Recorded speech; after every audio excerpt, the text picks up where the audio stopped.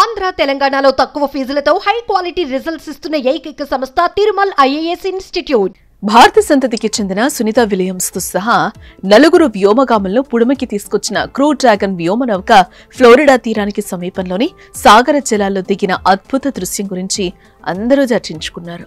సముద్రం నుంచి ఈ వ్యోమనౌకను బయటకు తీయడానికి స్పీడ్ బోట్లు వచ్చినప్పుడు డాల్ఫిన్లు చేసిన సందడి ఎవ్వరూ మర్చిపోలేరు. అనుకోని అతిథుల్లా వచ్చిన ఈ జీవులు క్రూ డ్రాగన్ చుట్టూ డైవ్ చేస్తూ కనువిందు చేశాయి. ఇవి అక్కడికి ఎందుకు వెళ్ళాయన్నది ఆసక్తికరంగా మారింది. నిజంగా వారికి డాల్ఫిన్స్ స్వాగతం పలికాయా? ఎందుకు అవి అక్కడికి ఎందుకు వెళ్ళాయో తెలుసుకుందాం.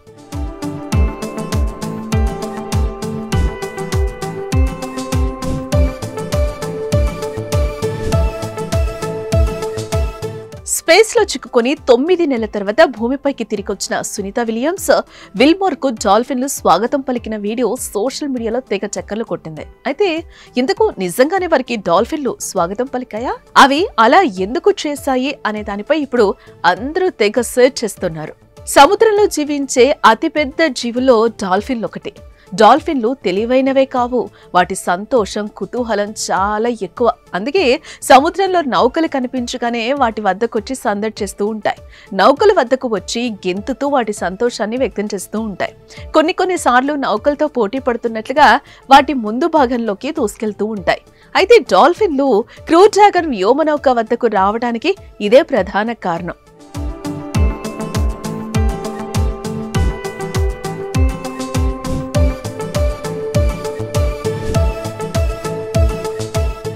సాధారణంగా సముద్రాల్లో నౌక వేగంగా ప్రయాణించేటప్పుడు దాని ముందు భాగంలో ఒక పీడన తరంగం ఏర్పడుతుంది.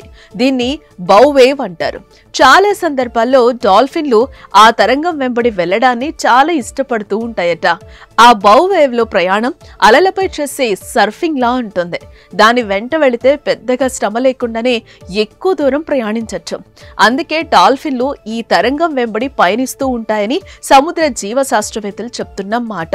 ఇక ఈ ప్రయాణంలో డాల్ఫిన్లకు బోరెడు వినోదం, ఉల్లాసాన్ని పంచుతుందంట. అందువల్ల ఇవి గుంపులుగా ఈ విన్యాసంలో పాల్గొంటాయి. అయితే పీడన కెరటంలో అనువైన ప్రదేశం కోసం వాటి మధ్య ఒకంత తోపులాట కూడా జరుగుతుందని జీవశాస్త్రవేత్తలు చెప్తున్నారు.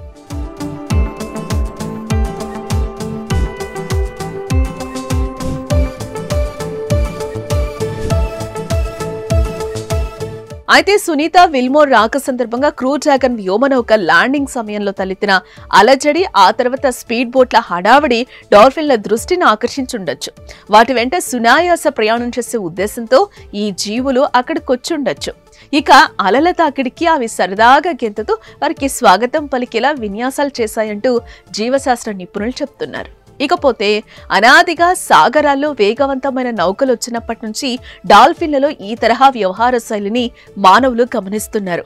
పురాతన కాలంలో గ్రీక్ నావికులు దీన్ని గుర్తించారు.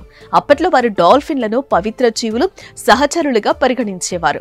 పొసైడాన్కు సంబంధించిన దూతలుగా, అదృష్ట దేవతలుగా, రక్షకులుగా వాటిని కొల్చేవారు. కల్లోల సాగరంలో తమ నౌకను సురక్షితంగా దాటవేయడానికే వచ్చాయని భావించేవారట.